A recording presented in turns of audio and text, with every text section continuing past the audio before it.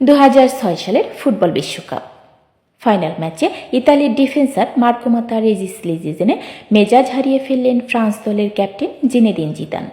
ফুটবলের বদলে ঢুস দিয়ে বসলেন মাতেরাজ্জিকে।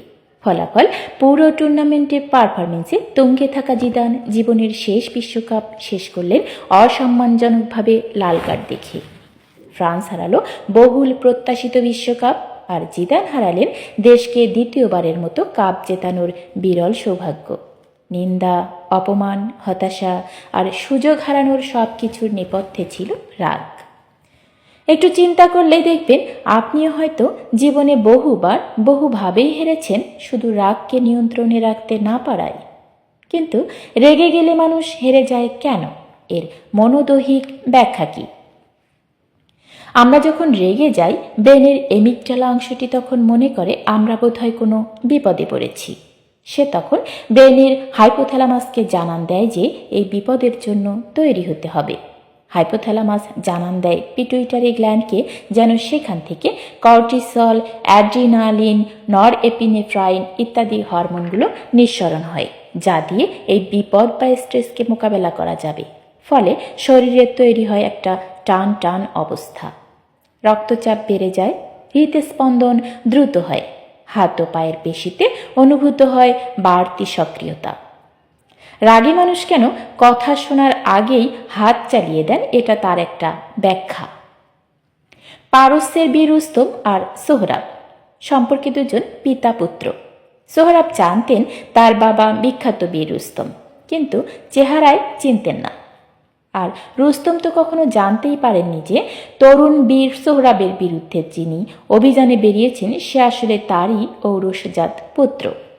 সোহরাব একবার দূত পাঠিয়ে জানানোর উদ্যোগ নিয়েছিলেন বটে, কিন্তু দূতের মুখে সোহরাব নামটি শুনেই আর কিছু বলার সুযোগ না দিয়েই তাকে হত্যা করেছিলেন উত্তেজিত রুস্তম।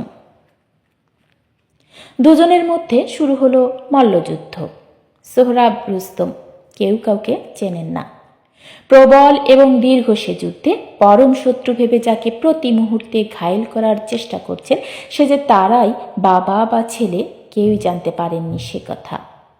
এরই মধ্যে বের নীতি লঙ্ঘন করে মল্লযুদ্ধের ভিতরেই সোহরাবকে ছুরিকাঘাত করলেন রুস্তম। মৃত্যুর কোলে ঢলে পড়ার আগে সোহরাব বলে গেলেন তার শেষ কথা, তুমি জানো আমি কার ছেলে? মহাবীর রুস্তম। আমার পিতা রুস্তম যদি জানতে পারেন যে তুমি বের নীতি লঙ্ঘন করে তার পুত্রকে হত্যা করেছ, তাহলে তুমি তার হাত থেকে বাঁচতে পারবে না। কিন্তু ততক্ষণে সব শেষ। রাগে অন্ধ রুস্তমের নিজের হাতেই খুন হলো তারই নিজের ছেলে। আমাদের মস্তিষ্কের যে অংশটি কপালের মধ্যভাগে অবস্থিত তার নাম প্রিফ্রন্টাল কর্টেক্স। সিদ্ধান্ত গ্রহণ, পরিকল্পনা প্রণয়ন এবং ভালো মন্দের ফারাক ও কাজের পরিণাম বোঝার মতো গুরুত্বপূর্ণ কাজগুলো করে এই অংশটি।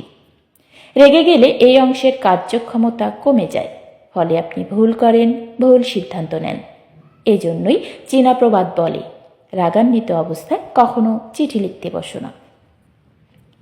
সম্রাট চেঙ্গিস খানের ছিল এক পোষা বাজ পাখি।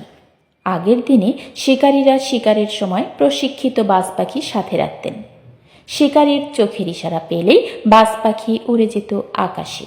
খরগোশ বা হরিণ দেখতে পেলে নেমে আসত, আর তাকে দেখে শিকারীও তীর ধনুক নিশানা করতেন। তো এই বাজ পাখিটি ছিল চেঙ্গিস খানের খুব প্রিয়। শিকারে গেলেই তিনি তাকে সাথে রাখতেন। একবার জঙ্গলে শিকারি গিয়ে কোনো কারণে চেঙ্গিস খান দল ছিটকে পড়েছিলেন। নিজের ঘোড়া আর বাজ পাখি এই দুটি ছাড়া তার কেউই ছিল না আর সাথে। পথ যদিও চেনা ছিল, কিন্তু দুর্গম পথে আসতে তার বেশ সময় লাগছিল। এমন সময় প্রচণ্ড তৃষ্ণা পেল তার। এদিকে দাবদাহে সব ঝিল নালা শুকিয়ে গেছে। উঁচু এক ঝর্ণা থেকে কোনো রকমে চুইয়ে পড়ছে অল্প অল্প পানি। নিজের পাত্রটা বের করে সম্রাট তাই ধরতে লাগলেন। বেশ অনেকক্ষণ পর যখন তা পান করার মতো যথেষ্ট হলো, মুখ লাগাতে যাবেন, এমন সময় বাজ পাখিটা উপর থেকে ছো মেরে এসে ফেলে দিল পাত্র। সম্রাট ভাবলেন পাখিটি বুঝতে পারেনি, ওড়ার গতিকে নিয়ন্ত্রণ করতে পারেনি বলেই এমনটা হলো। দ্বিতীয়বার পাত্র ভরলেন, দ্বিতীয়বারও একই ব্যাপার, বাজ পাখি ঝাপটা দিয়ে ফেলে দিল পাত্র। তৃতীয়বারও যখন একই ব্যাপার ঘটল, সম্রাট তখন খুবই ক্রুদ্ধ হলেন। এরপর তিনি তরবারি বের করে রাখলেন যে এবার যদি বাজ পাখি আসে তাহলে এক কোপে তার কল্লা কেটে ফেলবেন। হলেও তাই। এবারও যখন বাজ পাখিটি নেমে এসেছে পাত্র ফেলে দেওয়ার জন্য, চেঙ্গিস খান ঝটকায় তরবারি চালিয়ে পাখির ধর থেকে মাথা আলাদা করে ফেলেন এক নিমিষেই। এরপর সম্রাটের রোগ চেপে গেল। যে করেই হোক এই পানি তিনি পান করবেনই। ঘোড়া নিয়ে খাড়া উঠতে শুরু করলেন পাহাড়ের মাথায়, যেখান থেকে ঝর্ণাটা বইছে। অনেকক্ষণ পর যখন শেষমেশ উঠলেন, দেখেন প্রকাণ্ড এক বিষধর সাপ মরে পড়ে আছে জমাট পানিতে, আর তার বিষ মিশছে ঝর্ণার পানিতে। এই বিষাক্ত পানি খেয়ে যাতে সম্রাট মারা না যান, সেজন্যই বাজ পাখিটা বারবার পানি ফেলে দিয়েছিল। অনুশোচনায় জর্জরিত সম্রাট নিজেকে বলতে লাগলেন, আজ শিখলাম রাগের মাথায় কখনো কোনো সিদ্ধান্ত নিতে নেই। একটা ব্যাপার হয়তো আপনি খেয়াল করেছেন যে রাগের মুহূর্তে এমন অনেক কিছুই আপনি বলেন যার কথা পরে আর মনে থাকে না। কেন জানেন? মস্তিষ্কের গুরুত্বপূর্ণ অংশ হিপোক্যাম্পাস এ সময় ধীর হয়ে যায়, আর হিপোক্যাম্পাসের অন্যতম কাজ হলো স্মৃতি ধরে রাখা ও নতুন স্মৃতি তৈরি করা। ফলে সব সময় যারা রেগে থাকেন দেখবেন তাদের স্মৃতিশক্তি কম। প্রকাশিত রাগের পাশাপাশি অপ্রকাশিত রাগ মানে ক্ষোভ, ঘৃণার ক্ষতিও কম নয়। বলা হয় ক্ষোভ হচ্ছে এমন একটি বিষ যা আপনি নিজে পান করেন আর আশা করছেন মারা যাবে আপনার প্রতিপক্ষ।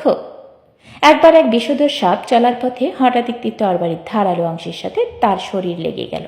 ব্যথা পেতেই কুঁকড়ে ওঠে সে। ক্ষেপে গিয়ে তরবারিকে আঘাত করতে গেল, আবারও ব্যথা পেল, খানিকটা কেটেও গেল।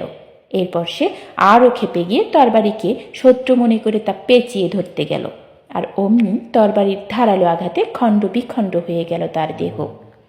অর্থাৎ রাগ বা ক্ষোভ এটা অন্যের চেয়ে আপনার ক্ষতি বেশি করে, সম্পর্কে তৈরি করে স্থায়ী ক্ষত, সুযোগ নষ্ট হয়, জীবনে আসে রোগ, শোক, হতাশা, ব্যর্থতা, আর জীবনযুদ্ধের প্রতিটি ক্ষেত্রেই হেরে যেতে থাকেন আপনিও। ধন্যবাদ।